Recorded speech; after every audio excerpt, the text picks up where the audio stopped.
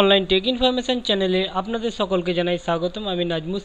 আজকে যে বিষয়টি আলোচনা করব, এ পর্যন্ত অনেক জায়গাতেই আইসিডিএস এর ফর্ম ফিল আপ শুরু হয়ে গেছে এবং অনেক জায়গাতে ফর্ম ফিল আপ শেষও হয়ে গেছে, অপেক্ষা রয়েছে শুধু পরীক্ষার জন্য। আবার এখনও পর্যন্ত অনেক জায়গায় আইসিডিএস এর ফর্ম আসবে এমনটি ঘোষণা আছে, এমনটি নোটিশ আছে। শুধু আমাদের পশ্চিমবঙ্গের সব জেলাতেই আজকের যে বিষয়টি সেটি হলো, যারা পরীক্ষা দেবে বা যারা আইসিডিএস কর্মী হতে ইচ্ছুক তাদের কিছু গুরুত্বপূর্ণ বিষয় পরীক্ষা দেবার আগে জেনে নেওয়া উচিত। সেই বিষয়টি নিয়েই আজকের আলোচনা।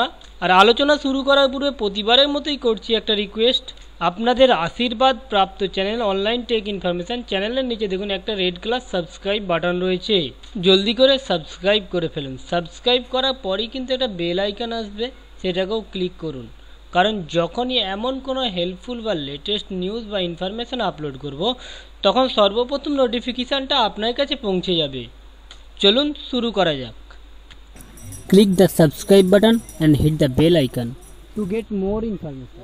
এটা কিন্তু পুরো পশ্চিমবঙ্গের জন্য যে নিয়মাবলীগুলো বলবো, এটা পুরো পশ্চিমবঙ্গের জন্য। শুধু নিয়মাবলী নয়, সিলেবাস কী পড়বেন এন্ড কী কোশ্চেন আসতে পারে এ বিষয়ে আলোচনা করব। প্রথমে বলি বয়সের ব্যাপারটা। বয়স, এই ফর্মটি তারাই ফিল আপ করতে পারবে যাদের বয়স 18 থেকে 45 বছরের মধ্যে, তারা এই ফর্মটা ফিল আপ করতে পারবে। আর তারা চাকুরি করতে পারবে আপ টু 65 ইয়ার্স, অর্থাৎ তাদের বয়স যখন 65 বছর পূর্ণ হবে ততক্ষণ পর্যন্ত তারা চাকুরি করতে পারবে। আর শিক্ষাগত যোগ্যতা আপনারা সকলেই জানেন, পশ্চিমবঙ্গের সরকারি বোর্ড বা বেসরকারি বোর্ডে মাধ্যমিক বা মাধ্যমিকের সমতুল্য এডুকেশন কোয়ালিফিকেশান থাকলেই কিন্তু এই ফর্মটা ফিল আপ করতে পারবে। আর সহায়িকা পদের বেলায় সরকারি অনুমোদিত যে কোনো স্কুল থেকে 8 পাস অর্থাৎ অষ্টম শ্রেণী পাস পর্যন্ত থাকলেই করতে পারবে। এত যে ফর্ম ফিল আপ হবে, প্রার্থীটার নির্বাচন হবে কিভাবে সেটাও জানা উচিত। প্রার্থী নির্বাচন হবে অঙ্গনারী কর্মী ও সহায়িকা পদের জন্য প্রার্থীর নিম্নলিখিত অর্থাৎ পূর্ণমান 90 নম্বরের পরীক্ষায় একটা বসতে হবে।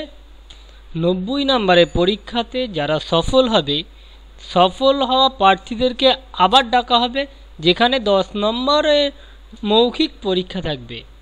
এবারে লিখিত পরীক্ষায় কোশ্চেনগুলো কেমন আসবে সেটা ফলো করুন। মাতৃভাষায় 150 শব্দের রচনা থাকবে, যেটা হবে অষ্টম মান, মানে অষ্টম শ্রেণী মানের ক্লাস 8-এর মানের হবে। পাটিগণিত থাকবে যেখানে 20 নম্বরের, যেটাও 8-এর মানের হবে, ক্লাস 8-এর। আর পুষ্টি ও জনস্বাস্থ্য মহিলাদের অবস্থান বিষয়ক প্রশ্ন থাকবে 15 নম্বর, এবং ইংরেজি ভাষা জ্ঞান অষ্টম শ্রেণীর মানের থাকবে যেখানে 20 নম্বর। আর ভাষা অন্তর বা অনুবাদ E2B যাকে বলা হয়, নবম দশম শ্রেণীর মান পর্যন্ত হবে, যেখানে আপনার পূর্ণ মান থাকবে 20 নম্বর।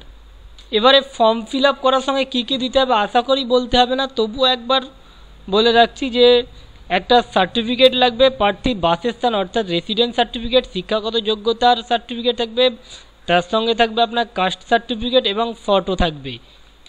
আশা করি বন্ধুরা আমার দেওয়া ইনফরমেশানটা আপনাদের ভালো লাগলো। যদি ভালো লেগে থাকে সর্বপ্রথম একটা লাইক করবেন, শেয়ার করবেন বন্ধুবান্ধবদের মধ্যে যাতে অন্যরাও জানতে পারে, তারপরে সাবস্ক্রাইব করবেন। Thank you friend, thank you for watching.